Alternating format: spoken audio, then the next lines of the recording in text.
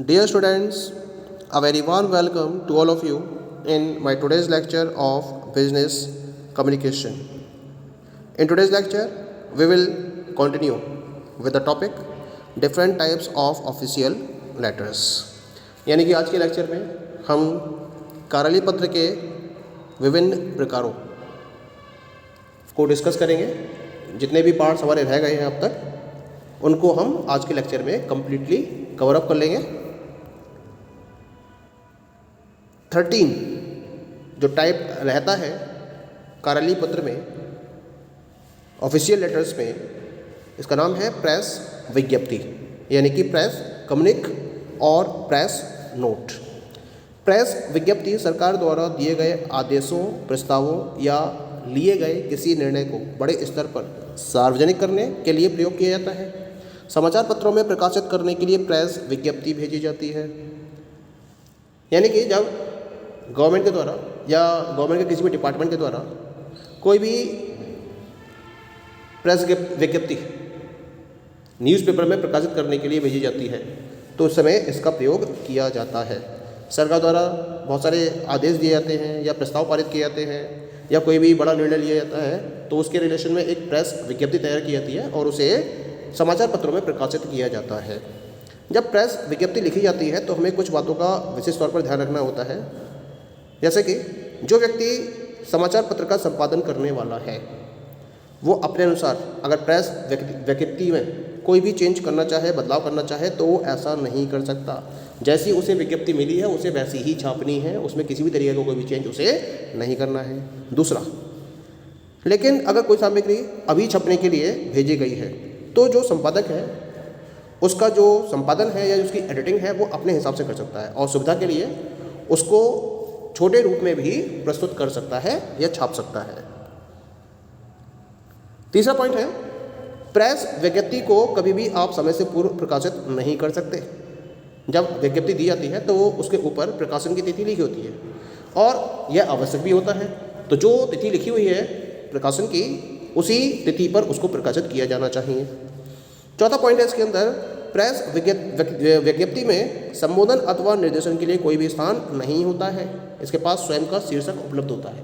तो एक शीर्षक होता है और उसी शीर्षक को ध्यान में रखते हुए विज्ञप्ति उपलब्ध कराई जाती है। कोई भी संबोधन या निर्देशन इसमें प्रयोग में नहीं लाया जाता है। नेक्स्ट पॉइंट है, प्रेस नोट के अंत में बाईं तरफ नीचे हस्ताक्षर और पद का नाम अंकित करना जरूरी होता है। फिर नीचे बाईं तरफ मंत्रालय विभाग का नाम और तिथि भी लिखनी जरूरी होती है। प्रेस विज्ञप्ति को सर्वप्रथम सूचना अधिकारी के पास प्रेषित किया जाता है, ना कि सीधे समाचार पत्र प्रकाशित करने वाले कार्यालय में, क्योंकि जो सूचना अधिकारी है उसकी जिम्मेदारी होती है कि वो समाचार पत्र में उसको प्रकाशित कराए। ठीक है, चलिए अब हम बात करते हैं यहाँ पर प्रेस विज्ञप्ति के एक उदाहरण की। दिनांक 2/3/2021 से पहले इस प्रेस विज्ञप्ति को प्रकाशित न किया जाए। तो यहाँ डेट लिखी हुई है पहले इन्होंने, अब प्रेस विज्ञप्ति लिखी हुई है। क्या है प्रेस विज्ञप्ति? भारत और पाकिस्तान के बीच वर्षों से कश्मीर विवाद चला आ रहा है, लेकिन अब इस समस्या का दोनों पक्षों ने समाधान खोज लिया है तथा समझौते को तैयार है। दोनों देशों के प्रधानमंत्रियों ने सहमति के लिए कुछ पत्र पर हस्ताक्षर किए हैं और समझौतों को लागू करने के लिए तैयार हैं। कश्मीर के विवादित क्षेत्र को सीमा रेखा मानकर दोनों देश किए गए समझौते को स्वीकार करते हैं। ये प्रेस विज्ञप्ति है। इसके नीचे लिखा हुआ है भारत सूचना अधिकारी, विज्ञप्ति सूचना ब्यूरो, भारत सरकार, नई दिल्ली से प्रकाशित। नीचे हस्ताक्षर है सचिव भारत सरकार के, उसके नीचे मंत्रालय का नाम लिखा हुआ है परराष्ट्र मंत्रालय नई दिल्ली और उसके नीचे दिनांक लिखी हुई है 25/2/2021। उसी तरीके से प्रेस विज्ञप्ति तैयार की गई जैसे कि मैंने इसके नियम आपको बताए थे।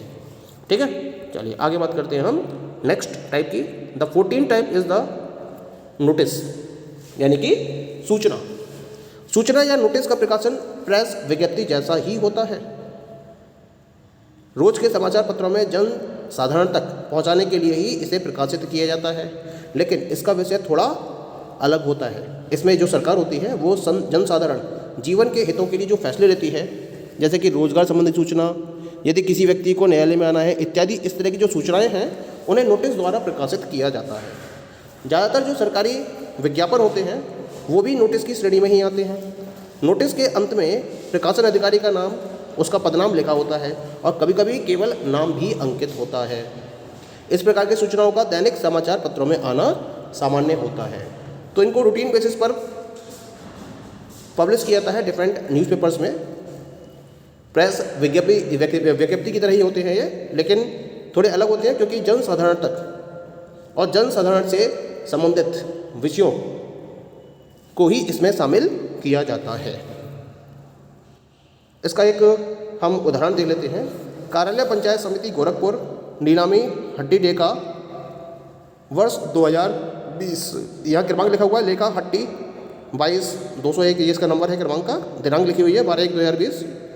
जनसाधारण के लिए यह सूचना प्रकाशित की जाती है कि पंचायत समिति गोरखपुर के जंगल थाना क्षेत्र में मृतक पशुओं की हड्डियों को बटोरने का ठेका 2020 के लिए गोरखपुर पंचायत समिति मुख्यालय पर दिनांक 25/1/2020 से खुली बोली द्वारा इसकी नीलामी होगी। नीलामी में भाग लेने से पहले 3,000 रुपये सुरक्षा राशि के तौर पर जमा करा ली जाएगी। बाकी नियमों और शर्तों की जानकारी कार्यालय आने पर अदो हस्ताक्षरी से मिलेगी। यानी कि इनके हस्ताक्षर है उनसे आपको सारी जानकारी मिलेगी। ये कह रहे हैं पत्र के अंदर हस्ताक्षर लिखे हुए नीचे, उसका नाम है विकास अधिकारी, पद है पंचायत समिति, ये डिपार्टमेंट हो गया, और गोरखपुर ये जिले का नाम हो गया, गोरखपुर हो गया। ठीक है, तो इस तरह से यहाँ ये एक सूचना है जो प्रकाशित की गई है हड्डी ठेके के रिगार्डिंग।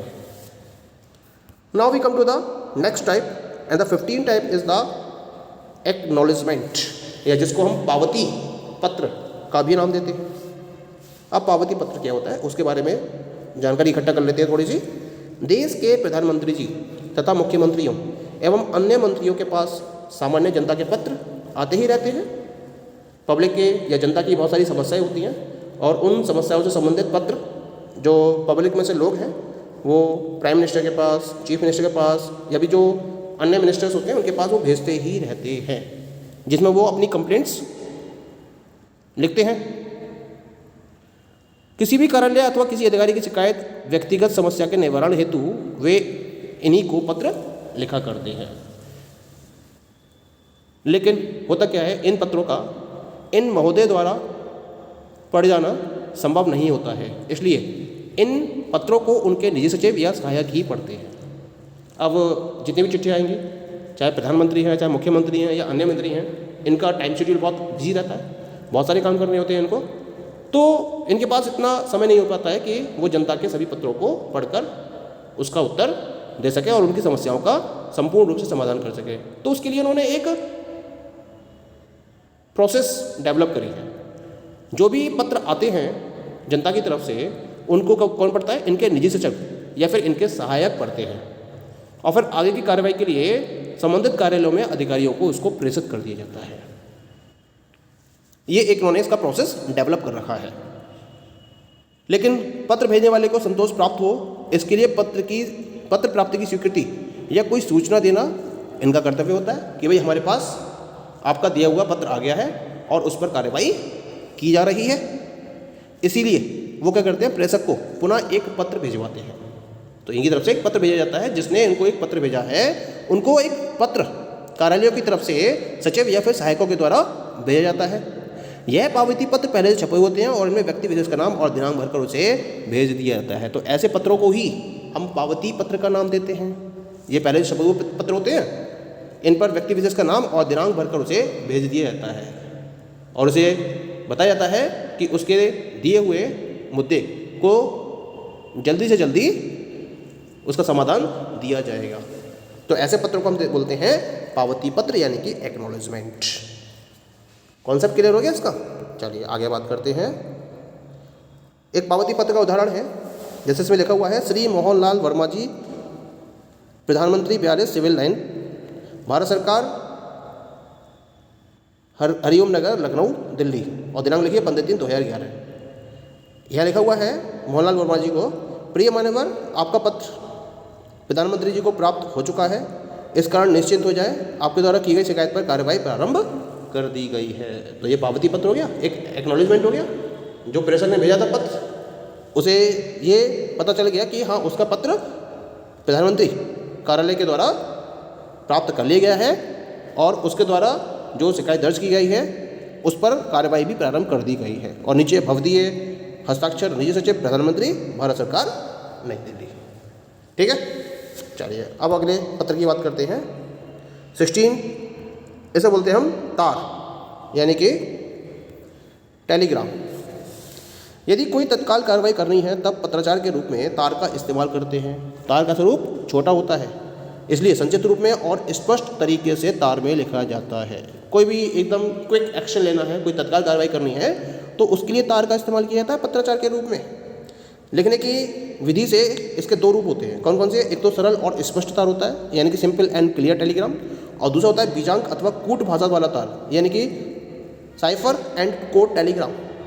जब हम पहले वाले तार की बात करते हैं तो नाम से ही समझ में आ रहा है इसके कि ये तार बहुत सरल और स्पष्ट भाषा में लिखा जाता है। इस प्रकार के तार को आप आसानी से समझ सकते हैं। जबकि दूसरा वाला जो तार होता है इसमें गोपनीय भाषा का प्रयोग किया जाता है और गुप्त संदेशों को भेजने में ही इसका प्रयोग किया जाता है। पहले प्रकार के तार का जो पुष्टिकरण होता है वो डाक से पत्र भेजकर हो जाता है, लेकिन कूट भाषा में लिखे गए तार का पुष्टिकरण आवश्यक नहीं होता है। समस्याओं की गंभीरता का प्रदर्शन करने के लिए ही इस प्रकार के पत्र यानी कि तारों का प्रयोग किया जाता है।